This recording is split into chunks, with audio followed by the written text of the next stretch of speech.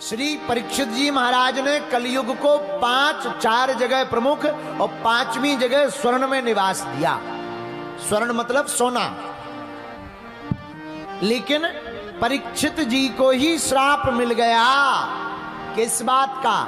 जाओ, तुमने हमारे पिता का अपमान किया, हमारे पिता के गले में मरा हुआ सर्प डाला है। जाओ परीक्षित जी, आपको भी आज से ठीक 7वें दिन तक्षक नामक नाग के काटने से तुम्हारी मृत्यु हो जाएगी। अब तो परीक्षित जी डर गए। भैया, मौत से तो सब कोई डर जाता है। 80-85 साल के बुढ़े से भी पूछो, कहो दादाजी मरना है? बोले हम तुम्हारे बाप के बैल छुड़ा रहे हैं क्या? हैं? वो भी नहीं मरना चाहते। भैया, मौत बड़ी विचित्र चीज है, कोई मरना नहीं चाहता। परीक्षित जी को भय सताने लगा। हमने संत का अपमान किया तो श्राप मिल गया, 7वें दिन तक्षक नामक नाग काटेगा। अब हमारी मुक्ति कैसे होगी? हम बचेंगे कैसे? बोलो सीताराम। गंगा के किनारे पहुंच गए। बड़े बड़े अमलात्मा विमलात्मा महात्मा परीक्षित जी के पास आए। भैया, कोई बोला भजन करो, कोई बोला तप करो, कोई बोला यज्ञ करो, कोई बोला भैया तुम दान करो, तुम्हारी मुक्ति हो जाएगी। पर एक उपाय किसी ने भी ठिकाने से नहीं बताया। लेकिन तब तक सामने से आहा 16 वर्ष की अवस्था, बड़ा प्यारा रूप, केस एकदम उखड़े हुए, बड़ा दिव्य तेज चंद्रमा की भांति चमकता हुआ चेहरा, खोड़स वर्षीय श्री सुखदेव जी भगवान का आगमन हो गया। बोलो सुखदेव भगवान की। सब महात्मा प्रणाम करने लगे। भैया, अब तो परीक्षित जी ने विचार करो। भैया, बड़े बड़े बूढ़े ठेड़े महात्मा भी प्रणाम कर रहे इस छोरा को। दिखने में जरूर छोटो है कि पर बड़ो खोटो है। सोई परीक्षित जी ने पांव पकड़ ले। महाराज, पहले हमारा समाधान करें, जाओ फिर जाओ। क्या बात है? महाराज, हमको श्राप मिला है, आज से 7वें दिन हमारी मृत्यु हो जाएगी। और एक बात बोले इंदौर के पागलों, कह दो बोलो। ये प्रश्न केवल परीक्षित जी का नहीं है, हमारा तुम्हारा भी है। क्योंकि केवल 7वें दिन परीक्षित जी को नहीं, 7 दिन के अंदर हम तुमको भी तो मरना है। तुम कहोगे गुरुजी कैसी उल्टी उल्टी बातें बता रहे, अभी तो हमारी शादी तक नहीं हुई है, हमको नहीं मरना।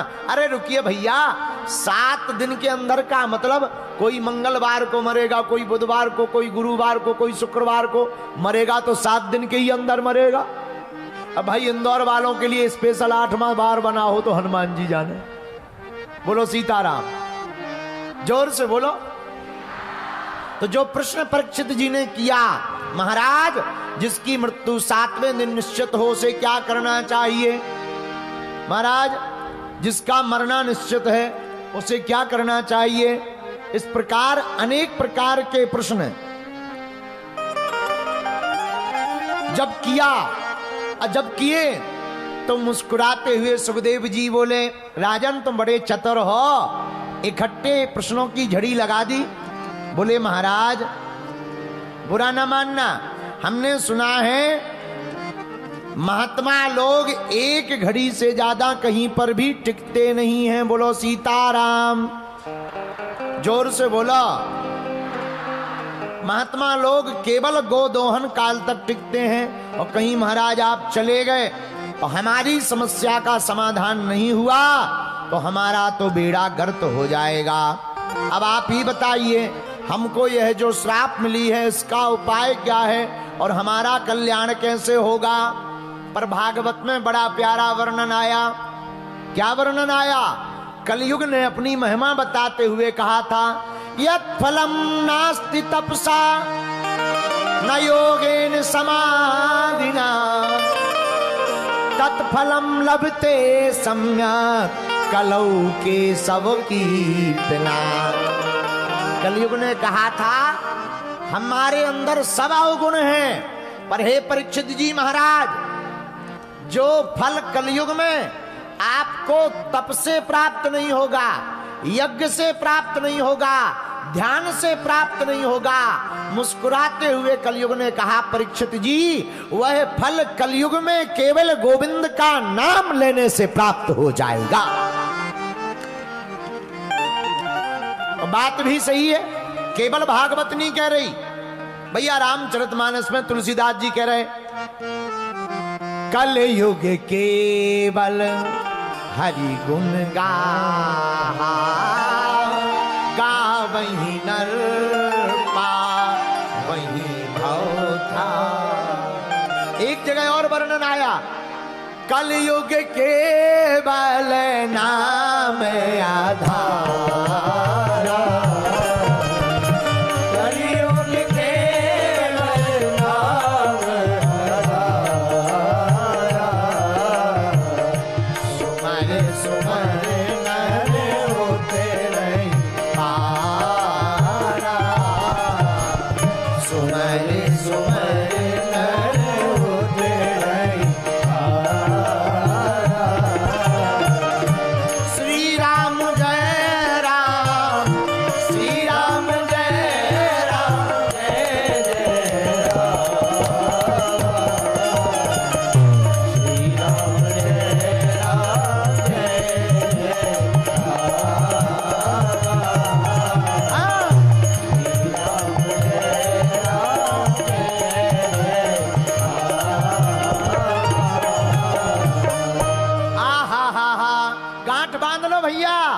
कलयुग में तुम तप ना कर पाओ चलेगा, ध्यान ना कर पाओ चलेगा, यज्ञ ना कर पाओ चलेगा, कुछ नहीं करना। क्या करना है? बोलो सीताराम, बोलो बोलो बोलो बोलो बोलो,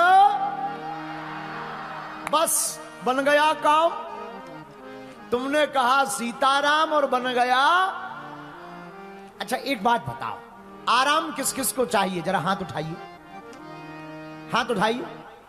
आज एक बात बोले, आज इंदौर में भक्ति का ऐसा सैलाब आया है जनसंख्या में, ऐसा लग रहा जैसे प्रयागराज का महाकुंभ लगा हुआ हो। वाह, जहां देखो तहां पगला ही पगला दिखाई पड़ रहे हैं। अब पागलो एक बात बताओ, हरि बोल।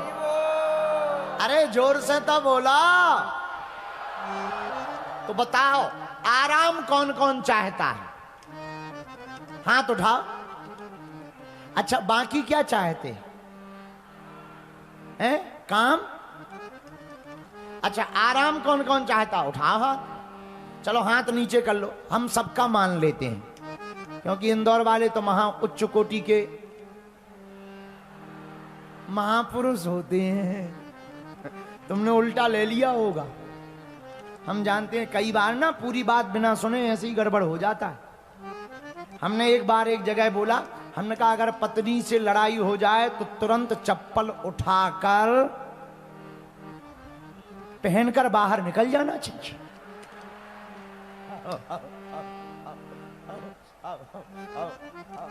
लेकिन कुछ लोग इसी के बीच में जो है लफड़ा समझ जाते हैं, अर्थ का अनर्थ हो जाता है। बोलो सीताराम, जोर से बोलो। तो आराम किस किस को चाहिए जरा बताइए। ठीक है, अब हाथ नीचे कर। आराम की तलब है तो एक काम कर। आराम की तलब है तो एक काम कर, आ राम की शरण में राम राम कर। क्यों? कलयुग केवल नाम आधारा, ओ सुमर सुमर नर उतरहि पारा। कलयुग में केवल भगवान का नाम ही आधार है। कलयुग में भागवत में वर्णन आया, यत्फलम नास्ति तपसा न योगेन समाधिना तत्फलम लभते सम्यक कलौ केशव कीर्तना।